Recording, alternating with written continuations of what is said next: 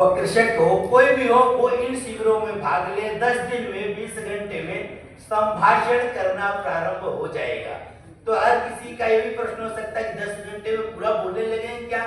तो आप उतना बोलने लगेंगे, भाषा तो अभ्यास से आती है, इस कारण से कि आपके उतनी भाषा आपके मुख में आ जाएगी 10 दिन में, 2 घंटे प्रतिदिन, कि हम संस्कृत में जो भी कुछ बोला जाएगा उसे हम समझ सकते हैं और बोलना प्रारंभ कर देंगे। अभ्यास से तो उसकी गति आ जाएगी। इस तरह का काम संस्कृत भारती दिल्ली प्रांत के कार्यकर्ताओं ने ये लक्ष्य लिया है। अखिल भारतीय अभियान नहीं है, जैसे दिल्ली प्रांत का अभियान है और उसका समापन 4 तारीख को दिल्ली विश्वविद्यालय के ऑडिटोरियम में होने वाला है, जिसमें अलग अलग वर्गों से लोग उसमें आतिथ्य करने वाले हैं। शिक्षाविद भी रहेंगे, राजनेता भी रहेंगे, अपने भारत के माननीय गृह मंत्री अमित शाह जी भी रहने वाले, और भी न्यायाधीश हैं, कुछ अधिवक्ता हैं, कुछ चिकित्सक हैं, समाज सेवी हैं, पत्रकार बंधु हैं, सबका आमंत्रण वहां होगा।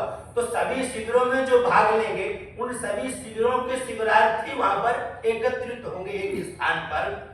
तो आप सभी से यही आग्रह है, निवेदन है कि आप भी हमारा सहयोग करें, हमें अपना आशीर्वाद दें कि इस कार्य में हम सबका सहयोग रहे और इस प्रचार के माध्यम से पत्रकार बंधुओं के पास में बहुत ताकत है कि जहां न जाए रवि वहां जाए कवि। आप लोग सब, आप लोगों की लेखनी सभी जगह पहुंच सकती है। तो आप लोगों की लेखनी के द्वारा समाज का जनजागरण हो, और जो मानस बना हुआ है, जो नैरेटिव बनाया गया पहले कि संस्कृत इस तरह का क्या, उसके पीछे के कारण थे कि ये नैरेटिव क्यों खड़ा किया गया। कि पहले बताया गया कि संस्कृत तो भारत की आत्मा, यदि हम बोलते हैं कि भारत से प्रतिष्ठे द्वय, मैं अपना वाक्य नहीं बोल रहा, शास्त्र वाक्य बोल रहा हूँ, भारत से प्रतिष्ठे द्वय संस्कृतम संस्कृतिस तथा। यदि संस्कृत और संस्कृति इसकी आत्मा है तो फिर तो हमारे ऊपर बहुत से आक्रमण हुए हैं, हमसे ज्यादा आप लोग जानते हैं, प्रतिदिन वही करते हैं, लिखते हैं, सब साहित्य क्षेत्र के विद्वान हैं आप लोग। तो कितने आक्रमण हुए आप पहले देखिए, लेकिन अपना भारत के ऊपर कभी एक स्थायी भाव से किसी का आधिपत्य नहीं रहा, कोई ना कोई खड़ा होता गया समय समय पर। प्रत्येक राज्य में, प्रत्येक क्षेत्र में, महाराष्ट्र के ऊपर ध्यान देंगे तो शिवाजी के ऊपर दृष्टि चली जाएगी, राजस्थान पर जाएंगे तो राणा प्रताप के ऊपर दृष्टि चली जाएगी, मध्य प्रदेश में देखेंगे तो छत्रसाल के ऊपर दृष्टि। इस तरह के प्रत्येक राज्य में, चाहे वो दक्षिण हो, चाहे उत्तर हो, चाहे पूर्व हो, चाहे पश्चिम हो, भारत के प्रत्येक कोने में वीरांगनाएं और वीर खड़े होते रहे, इसको बचाते गए। श्लोक बचपन में ही पढ़ा था कि एकाक्षरम यः गुरु प्रबोधयेत् पृथिव्यां नास्ति तद्द्रव्यं यत् तत्त्वाचारिणी भवेत्। अगर एक अक्षर भी कोई आपको नया सिखाता है तो ऐसा कहा गया कि पृथ्वी पे कोई ऐसा द्रव्य नहीं जिसको देकर के आप पूर्ण हो सकते हैं। हमें जो अभी जो बात आपने एक छोटी सी बात कही कि जल मांगे तो किसी पात्र में आएगा, तो कुछ लोगों ने सोचा पात्र ही नष्ट करो। उसके लिए एक बड़ा अभियान 23 अप्रैल से 3 मई तक दिल्ली में होने जा रहा है। हमने बहुत सारे होर्डिंग देखे हैं, लर्न इंग्लिश, हम पहली बार ऐसा देखने जा रहे हैं, संस्कृत सीखिए। और इसके लिए मैं आपका और संस्कृत भारती का बहुत धन्यवाद करता हूं। मेरे जीवन में संस्कृत का बहुत असर है और एक कचोट भी है। कचोट यह है जो आपके वाणी में आया कि कुछ लोगों ने संस्कृत को विवादित करने की कोशिश की। जैसे संस्कृत में एक श्लोक लिखा है, मातृवत परदारेषु परद्रव्येषु लोष्टवत्। दूसरे की स्त्रियों को माता की तरह देखो, मातृवत परदारेषु परद्रव्येषु लोष्टवत्। दूसरे के द्रव्य को, धन को मिट्टी ढेले की तरह समझो। आत्मवत सर्वभूतेषु, जैसे आप हैं वैसे ही सारे जीव हैं। यह पश्यति स पंडित, ऐसा जो देखता है वही विद्वान है, वही पंडित है। तो ये तो किसी भी धर्म के लिए बहुत जरूरी है कि हम माता को, दूसरे की स्त्री को माता समझें।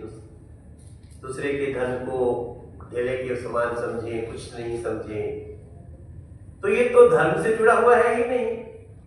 आज जब आप बात कर रहे हैं, मुझे लंबे समय से एक इतनी अच्छी अनुभूति हो रही है। मैं कल कहीं और था, दिल्ली से बाहर, और मैं 2 जगह शहर बदल के करीब 6 घंटे में पहुंचा हूं, सिर्फ इसलिए कि आज मुझे इस संस्कृत भारती के कार्यक्रम में रहना है।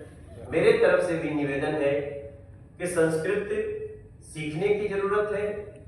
संस्कृत कठिन नहीं है, संस्कृत के कोटेशन लाने की आवश्यकता है, क्योंकि ये तो बात सही है कि ये केवल भाषा ही नहीं बल्कि भारतीय संस्कृति, जो परंपरा है, दर्शन है, सब में इसका बहुत आधार है।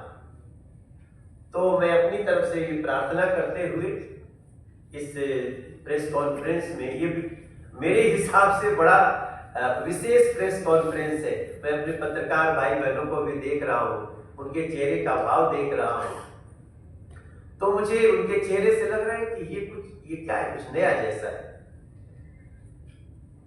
जबकि ये सबसे प्राचीन है। तो हम लोग 23 अप्रैल से 3 मई तक ज्यादा से ज्यादा लोग इसमें आए, संस्कृत सीखें। हमारे प्रिय भाई डॉक्टर मिश्रा जी, दिल्ली सरकार के मंत्री भी यहाँ उपस्थित है, अपनी बात करेंगे। और डॉक्टर साहब, वैसे तो ये बहुत बड़े डॉक्टर हैं, मगर इनके बारे में जब से सुना, ये संस्कृत भारती के अध्यक्ष हैं दिल्ली प्रांत के, और हमारे संगठन मंत्री जी बैठे हैं, नीलकांत बख्शी जी। हम सभी के उपस्थिति में सबसे प्रार्थना करेंगे कि हे मेरे दिल्ली के रहने वाले भाई बहन, आप संस्कृत को सीखने के लिए 23 अप्रैल से 3 मई तक जरूर आए, ताकि हम लोग इस सबसे अपनी पुरानी भाषा को, दर्शन, परंपरा, संस्कृति को समझने के लिए एक महत्वपूर्ण साधन तैयार हो। धन्यवाद।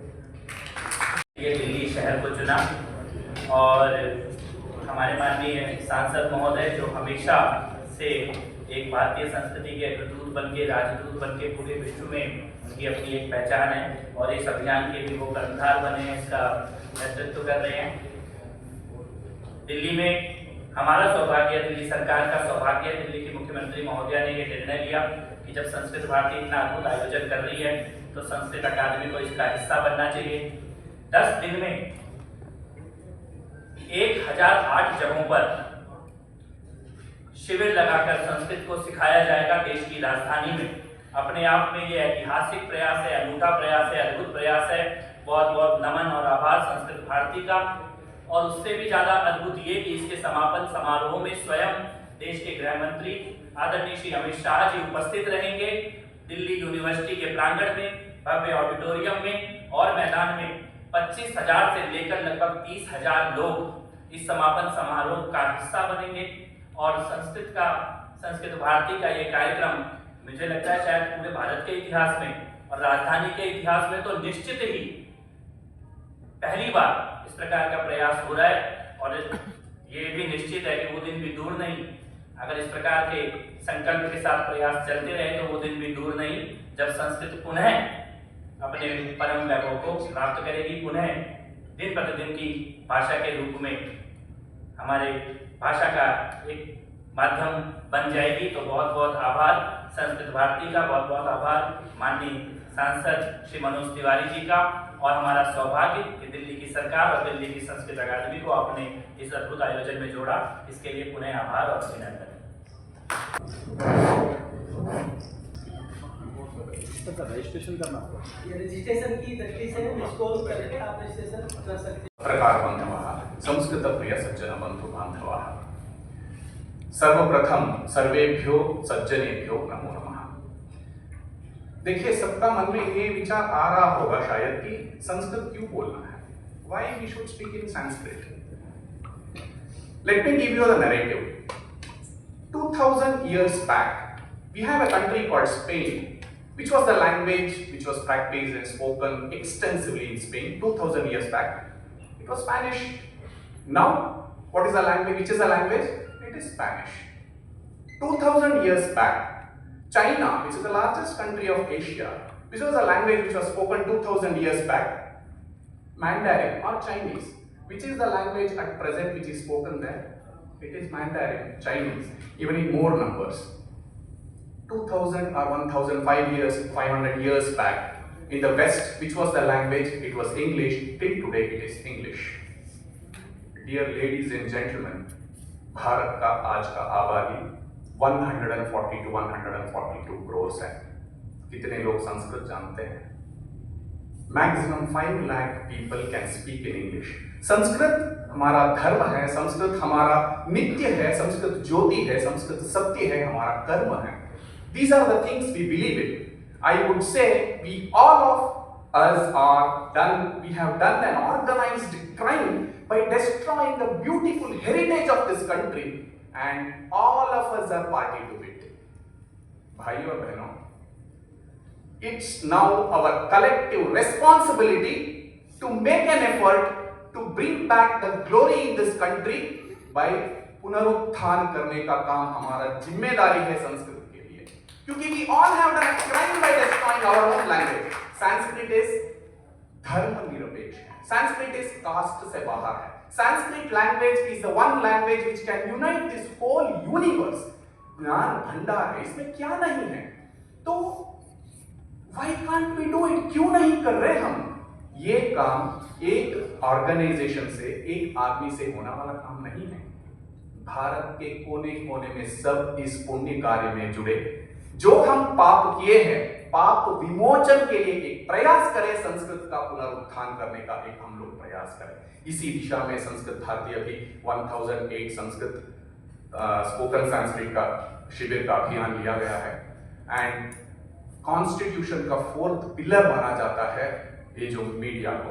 आपका सहकार के बिना ये तो काम हो ही नहीं सकता है. दुनिया का कोने कोने में आप लोग प्रचार करके इसके बारे में विषय को पहुंचा सकते हैं. तो सब मिले, सब जुड़े.